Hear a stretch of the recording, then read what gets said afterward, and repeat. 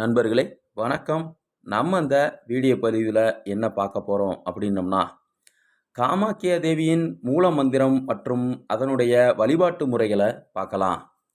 தாந்திரிக வழிபாட்டிலும் சாக்த வழிபாட்டிலும் மிகவும் சக்தி வாய்ந்த ரகசியங்கள் நிறைந்த வழிபாடாக அன்னை காமாக்கியா தேவி வழிபாடு கருதப்படுகிறது.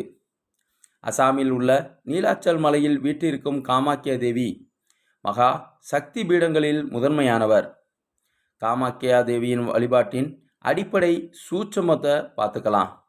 சித்தர் நெறிப்படி காமாக்கியா என்பது வெறும் வெளிப்படும் ஒரு உருவம் மட்டுமல்ல, அது பிரபஞ்சத்தின் உற்பத்தி மற்றும் படைப்பு ஆற்றலின் குறியீடாகும். குண்டலினி சூட்சமம் என்னங்கிறத பார்த்துக்கலாம்.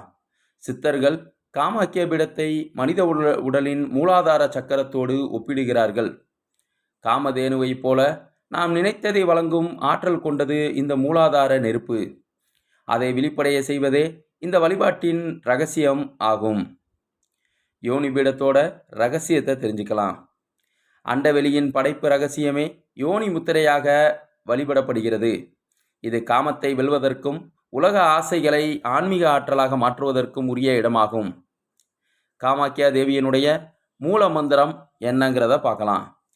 பழைய சுவடிகளில் காமாக்கியா தேவிக்கு பல மந்திரங்கள் இருந்தாலும் சித்தர்களால் ரகசியமாக உபதேசிக்கப்படும் முதன்மையான மூல மந்திரம் இதுவே.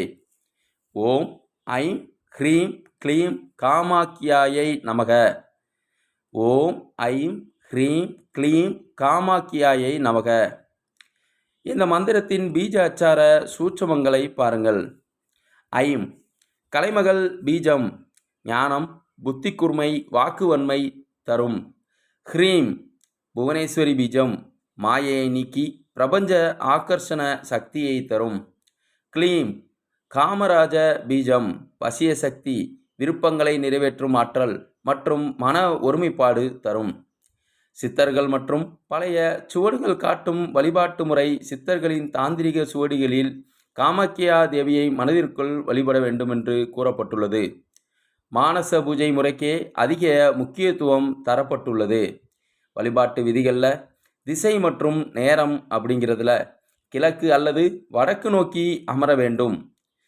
இந்த பூஜை செய்யும் உகந்த நேரமாக காலை 4 மணி முதல் 6 மணி வரை அல்லது நள்ளிரவு 12 மணி உகந்ததாக கருதப்படுகிறது. உட்காரக்கூடிய ஆசனம் சிவப்பு நிற கம்பளி ஆசனம் அல்லது தர்பை புல் ஆசனத்தை பயன்படுத்த வேண்டும். எந்த மாலையை மந்திரத்தை உச்சரிக்க பயன்படுத்துறதுக்கு பொதுவாக பயன்படுத்தக்கூடிய ருத்ராட்ச மாலை அல்லது செஞ்சந்தனத்தால் ஆன மாலையை சிறந்தது. பூஜை முறையில் சுத்தமான நெய் தீபம் ஏற்ற வேண்டும். தேவிக்கு சிகப்பு நிற மலர்கள், அதாவது செம்பருத்தி அல்லது பன்னீர் ரோசா, சிவப்பு ரோஜா சமர்ப்பிக்கலாம். குங்கும அர்ச்சனை செய்வது தேவிக்கு மிகவும் பிரீத்தியானது. சுவடிகளில் கூடப்பட்டுள்ள எச்சரிக்கைகள். காமாக்கியா வழிபாடு என்பது உக்கிரமும் ஆன்மீக வேகமும் நிறைந்தது. எனவே சித்தர்கள் சில கட்டுப்பாடுகளை விதித்துள்ளனர். காமாக்கியா மந்திரத்தை தவறான நோக்கங்களுக்காகவோ மற்றவர்களுக்கு தீங்கு விளைவிக்கவோ, அதாவது பில்லி, சூன்யம், வசியம் போன்ற அதர்ம காரியங்களுக்கு பயன்படுத்தக்கூடாது. அப்படி செய்தால் அது செய்பவரையே காலப்போக்கில் அழித்துவிடும். மன தூய்மையும் பிரம்மச்சரியமும் மிக முக்கியம். முடிந்தவரை ஒரு தகுந்த குருவின் மூலம் உபதேசம் பெற்று இந்த மந்திரத்தை ஜெபிப்பது பாதுகாப்பானது. இந்த மந்திரத்தை ஜெபிப்பதால் கிடைக்கும் பலன்களை பார்க்கலாம். ஆகர்ஷண சக்தி, அதாவது முகத்தில் ஒரு தெய்வீக தேஜஸும் வாக்குப்பளித்தமும் உண்டாகும். தடைகளை நீக்குதல், நீண்ட நாட்களாக தள்ளிப்போகும் திருமணம், தொழில் முடக்கம் மற்றும் கடன் தொல்லைகள் நீங்கும். பயமின்மை, செய்வினை கோளாறுகள், ஏவல்களின் பாதிப்பு மற்றும் எதிரிகள் தொல்லை அடியோடு அழிந்து போகும். ஆன்மீக முன்னேற்றம், குண்டலின் சக்தி வெளிப்படைந்து தியானத்தில் ஆழமான நிலையை எட்ட முடியும். ஓம் ஐம் ஹ்ரீம் க்ளீம் காமாக்கியாயே நமக. நண்பர்களை தெரிந்து வாழ்வில் வளம் பெற வேண்டுகிறேன். நன்றி, வணக்கம், வாழ்க வளத்துடன்.